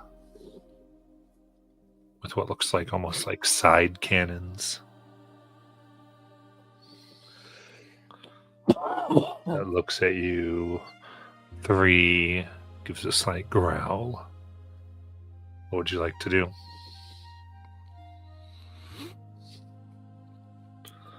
Oh, what does that have to do with the blue rose? I don't know. You guys were the ones that actually went to school for this stuff. You should know this. We're just passing through.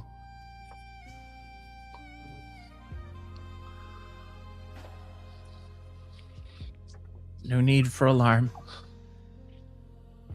Give me a presence roll.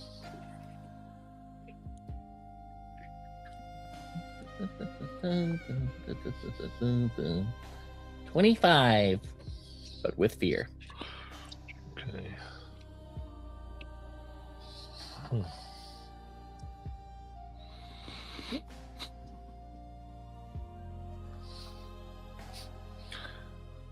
It sniffs.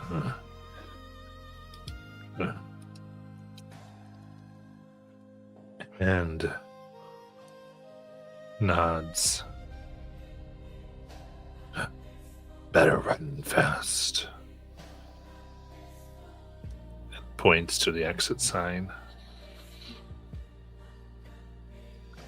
Well, y'all wanted to run earlier. It's time to run. I'm right behind you. I'll start bolting.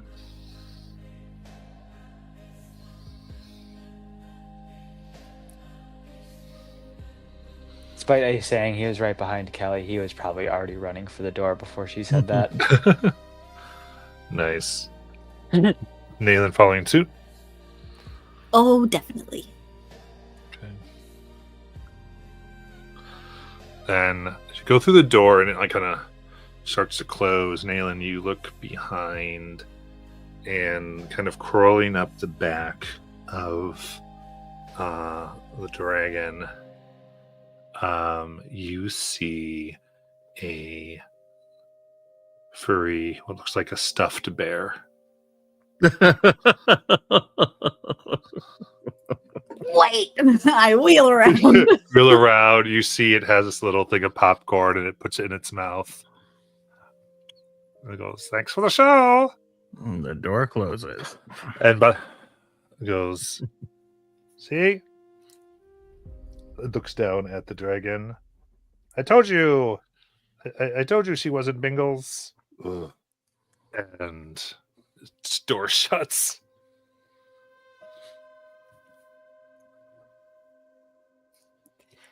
Nayland goes back to the door, knocking on it. Where am I? That bear. Let me back in there. Nayland, what are you doing? Freaking bear. Did you see that bear? The same bear from Oh, God, not the that was- bear. Greenvold, right? That was forever ago. Yeah, it was a long time ago. Yeah, I got no idea what you're talking about. There's a stuffed bear. I as a player do. Yeah, it's stuffed bear. It's been stalking us for a while. What do you mean stuffed bear's been stalking you? Isn't that like, aren't those like inanimate? And you know what? Why am I even asking? That's just like something normal to us at this point.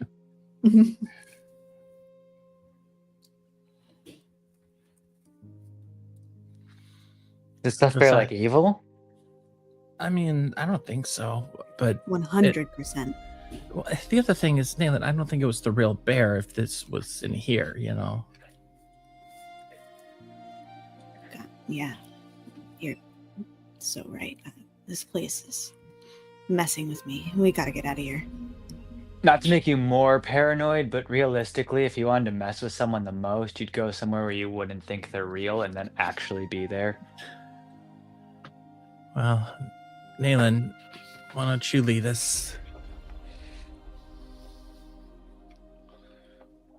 Only if You stop talking. And she points at Ace. Oh, I was about to say. He just like puts up his hand. He's like, all right, all right. Okay.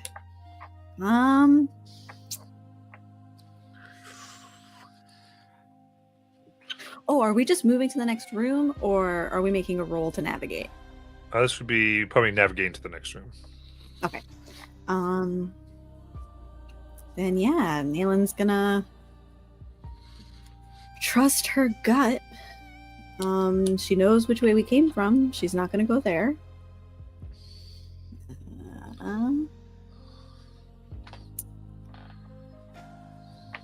Something we haven't tried.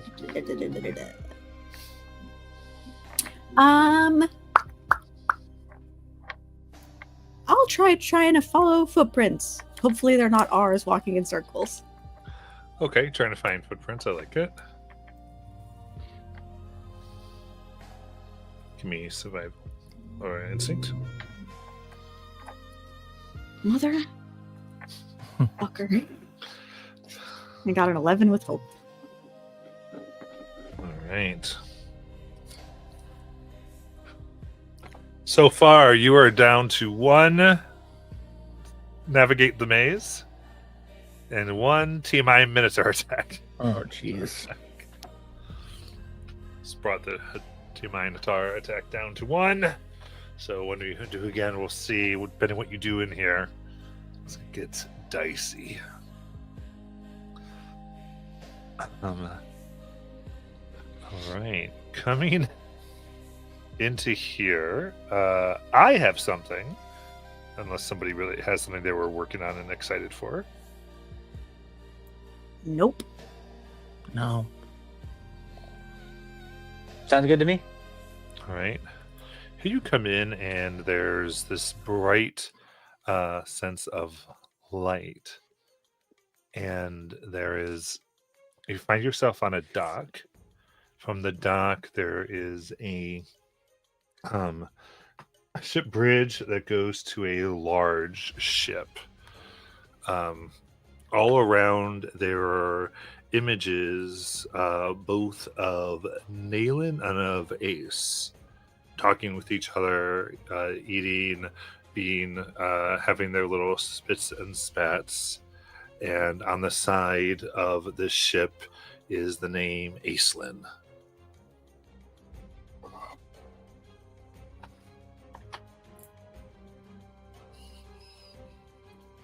This was definitely the wrong way.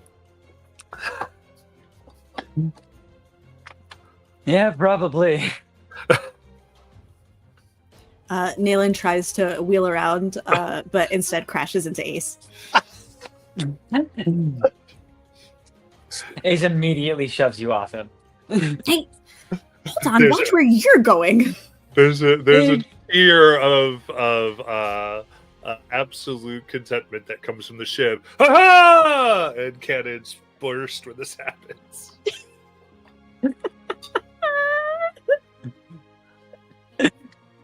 And there's a burst of water as 2 more ships, the Nalace and the Aislinn 2, come up, and someone yells, "It's not a ship, it's an armada!" Oh no, not Armada.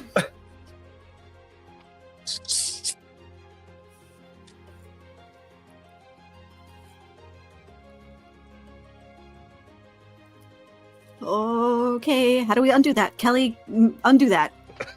This is y'all's problem. Just like punch me in the face. I'm sure that'll do something. Nathan punches Ace in the face. I love it.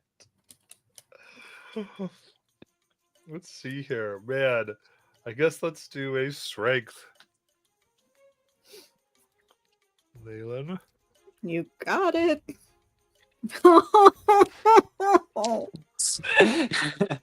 It's a critical success. I got 2 7s. That makes it so much better. It does. Let's give them crit damage.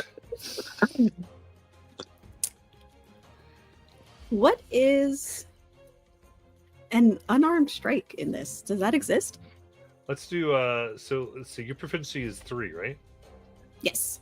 So let's do 3d4 You plus got it. your strength.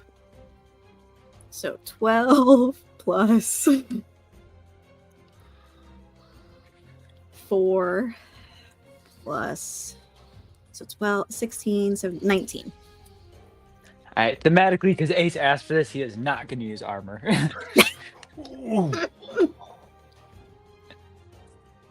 He's going to knock like 2 of his teeth out.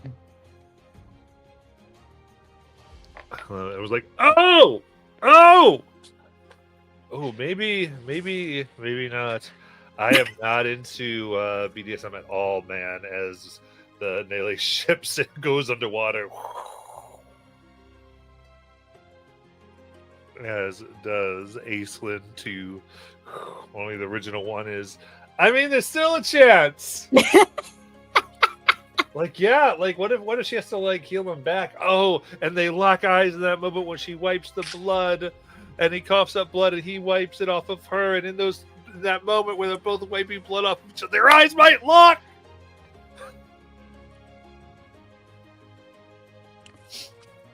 Nayland gives the boat the finger. I'm gonna just take Naylin and just kiss her. Oh, do a presence from Kelly.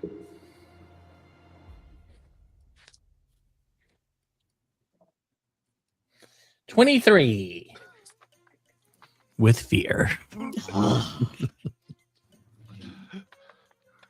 With fear, the ship begins to crack and morph. People die, and new images appear as the name Kellen comes across. Oh, damn. Ha! Now it's on you guys. The Fans ship, always reform crap. as you suddenly find yourself on the ship, as you go this way out of the maze, sail forward. As there's a nice little love seed and strawberries and chocolates brought to Neelid and Kelly, and people surround Ace, just going, "Man, I was rooting for you." As we see various very dark-haired and white makeup people standing with lies staring at the two of you with hatred. Crap. I am going to. I've been trying to find a way to make this happen, or to squeeze this in, but I think the shock of everything that's going on, Nayland's heart gives a squeeze. I am going to mark a hit point, but there's like a bloop bloop as a wrist gadget beeps on. Nayland hadn't noticed it before, but it sits right over where her blue rose tattoo is.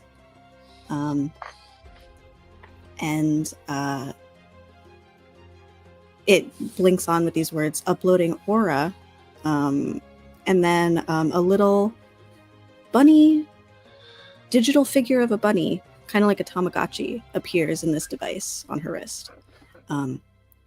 And her heart's thudding in her chest, and she's trying to get her bearings. And I'm conjuring a talisman to share my HP with me. But it hurts me to do so.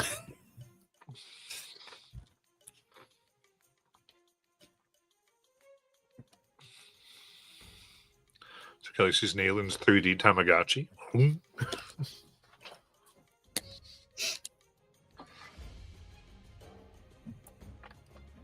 To all the people comforting Ace, he's pretending to be heartbroken, so they'll also bring him chocolates and strawberries. It definitely works. I go, gotcha, man. I gotcha. Yeah. All right, I've had about enough of this. If Now anybody I'm else enjoying wants, myself. I have an action to take if anybody else Oh, doesn't Go have ahead. anything. oh no! With this, this is going to take you out of the maze. Oh, okay. You succeeded. It's just, yeah. It's just how you have to exit. So, Not on the ship. yep, The ship of ships. yep. The ship of ships, as it finally docks at the destination. And they go, "Thank you, Joseph. You can't wait for your breakup arc. Remember, Ace is a good rebound." As sit and the dock, and you find yourself now upon stone and in the distance on the same level as you. You can see the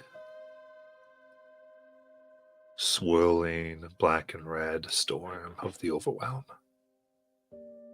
The tower that seems to, at its base, be outside of it, partially in the middle, and different sections. The overwhelm has taken it over, and you can see the top of it, made of swirling, iridescent, orichalcum-like material.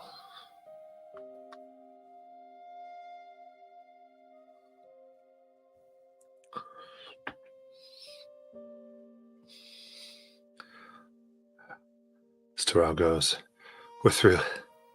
Good. How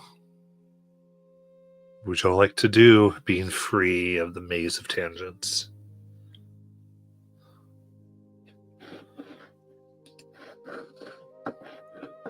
I think we can all agree that we like never speak of this again.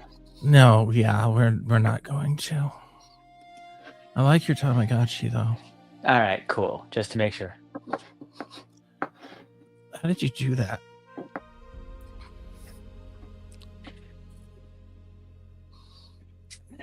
I have no idea. I don't even know what just happened in there. What were you even doing? Why did you do that? I was trying to get us out of there, of course. You're always playing with people. What is your problem? No, I didn't mean to. I thought it would. She just starts crying again.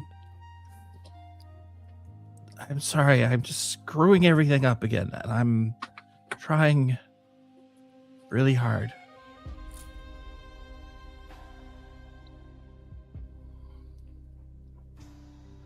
I'm sorry.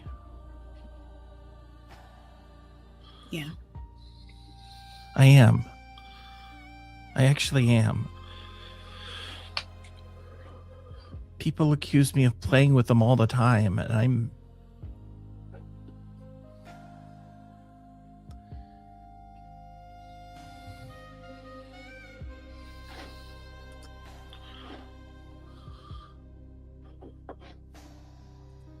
You're what?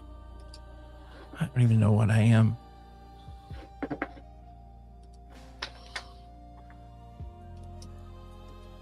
Well, you helped us get out of there, so I wouldn't. This is Ace trying to break the tension. I wouldn't really worry about it too much, at least.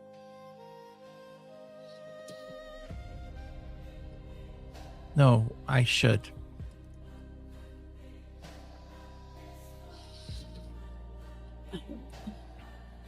Look, I know I'm being harsh. I'm sorry. I just... Like what you did in there for Peridot, that was really nice. That was several rooms ago.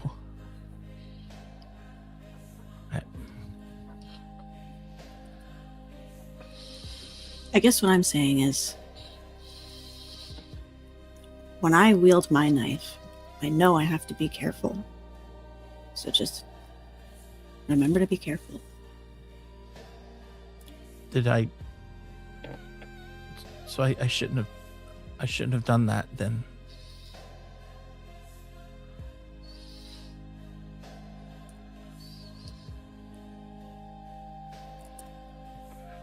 You just helped me out with my mom, and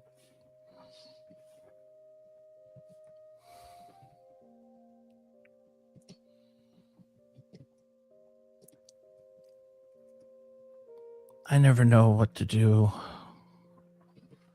I sometimes have powers and I sometimes don't, and I think I'm more dangerous when I don't.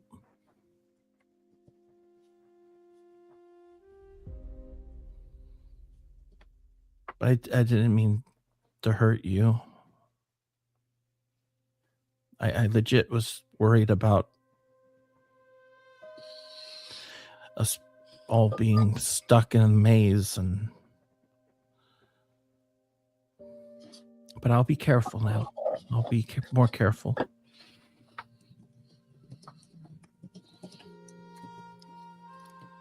Good. Thank you. And this is right. We finally got out of there.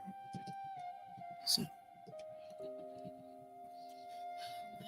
how? And we how is didn't get everybody? bisected by a minotaur. I would say that's a win.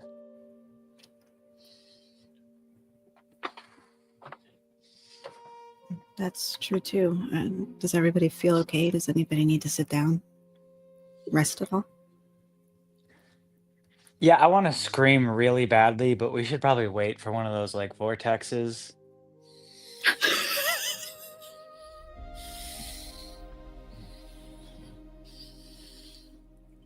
I mean, if we need to rest, Ace's now, eyes like twitching. it's time to do it. We have gone through a lot.